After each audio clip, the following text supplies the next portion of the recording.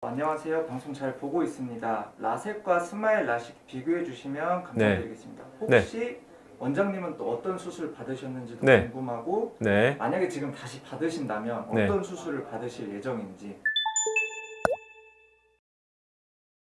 앞에 수술방을 보여드리면서 그 환자분들에게 적합한 수술 방법이 다를 수 있다라고 말씀드렸거든요. 그러니까 내 친구는 스마일 수술을 받았는데 나는 라섹이 더 좋은 경우도 있고요. 나의 친구는 또 렌즈 삽입술이 더 좋은 경우도 있어요. 그래서 눈의 모양과 조건에 따라서 적합한 수술이 다를 수 있다 말씀드렸고요. 라섹과 그리고 스마일 수술의 장단점을 비교를 해드리면 일단은 두 가지는 사용하는 레이저가 다릅니다. 그 수술방에서 좌측에 보였던 장비가 라섹이나 라식을 하는 장비예요. 엑시머 레이저라는 걸 써서 각막의 표면부터 깎아 들어가는 그런 장비이거든요.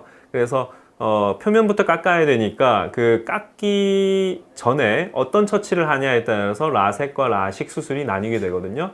그래서 우리가 깎고자 하는 그런 각막의 실질층이 각막의 중간 부분에 있는 그런 층이기 때문에 거기에 도달하기 위해서 각막 상피를 벗겨내고 레이저를 하는 것이 라섹이고, 그 다음에 그 상피를 벗겨내지 않고 위에 각막에 뚜껑을 만들어서 젖혀 놓은 다음에 레이저를 하고 다시 뚜껑을 덮어주는 게 라식이에요. 그래서 라섹과 라식의 장단점은 굉장히 명확하게 차이가 있고요. 라섹의 장점이라면 각막 절삭량이 제일 작다. 그래서 각막이 얇은 분들에게는 아직도 라섹이 좋은 수술의 옵션이 될 수가 있겠고, 또 교정량이 너무 많을 때는 라섹이나 렌즈 삽입술이 더 좋을 수가 있어요. 하지만 가장 큰 단점은 아프다는 거예요. 그래서 보통 우리가 그 시력 교정술을 할 때 환자분들이 제일 걱정하고 고민하는 게, 첫 번째는 안전한가? 나 눈이 안경 쓰면 그래도 보이는데 수술하고 안 보이면 어떡할까? 그게 첫 번째 고민이겠죠. 두 번째는 안 아픈가? 아픈 게 회복이 얼마나 걸리는가? 이 중요하겠죠. 이제 일을 다시 해야 되는데 얼마나 쉬어야 되는지가 또 중요한 요건이겠고, 그 다음에 세 번째는 뭐 가격일 수 있겠고요.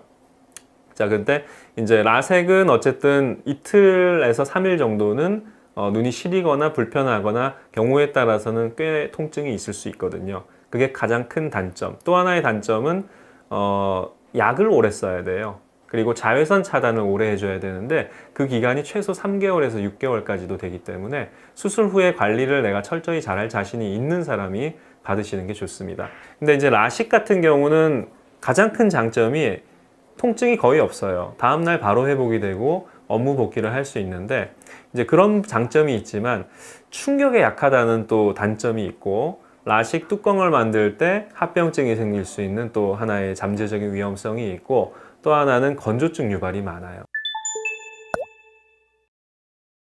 그래서 이제 그런 단점을 보완해서 나온 수술이 이제 스마일 수술이고, 스마일 수술은 아예 그 다른 레이저를 써서 표면부터 깎을 필요가 없고 중심 부분만 가공을 하면 되는데, 그래서 라식처럼 통증이 거의 없으면서도 회복이 빠르면서도 또 튼튼하고 건조증 유발이 적은 그런 장점이 있어요. 그래서 그 스마일 수술도 이제 벌써 나온 지가 10여 년 됐기 때문에 아까 보여드리는 그 아토스 장비가 스마트 수술인데, 그 스마트 수술이 아까 여러 가지 그 스마일에 비해 장점이 있다고 말씀드렸죠. 그런 장비까지 발달하게 된 거죠.